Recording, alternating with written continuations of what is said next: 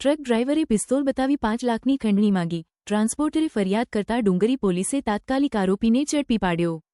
Valsad highway પર એક truck ડ્રાઈવરે ટ્રાન્સપોર્ટરને પિસ્તોલ બતાવી 5 લાખની ખંડણી માંગી હતી.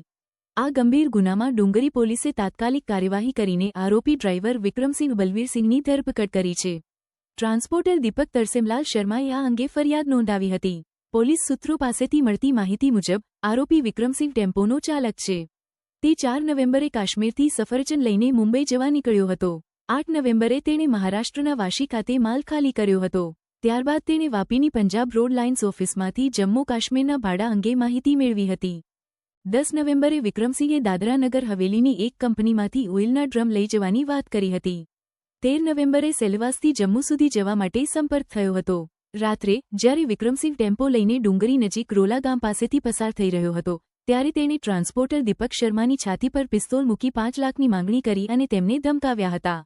દીપક શર્માએ સમજદારીપૂર્વક વર્તીને પૈસા ઓફિસમાંથી આપવાની વાત કરી અને ટેમ્પોને ડુંગરી હાઈવે પર આવેલી એક હોટલમાં ઊભો રાખવા જણાવ્યું હતું. ત્યારબાદ તેઓ હોટલ સંચાલક પાસે પહોંચ્યા અને સમગ્ર ઘટના જણાવી મદદ માંગી.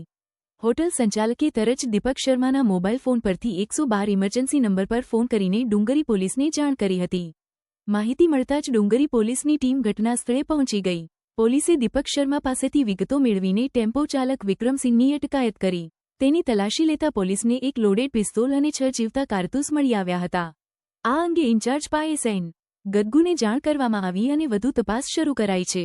ડુંગરી પોલીસ મથકે ટ્રાન્સપોર્ટર દીપક શર્માની ફરિયાદના આધારે ટેમ્પો ડ્રાઈવર વિક્રમસિંહ વિરુદ્ધ ગુનો નોંધીને આગળની તપાસ હાથ ધરાઈ છે.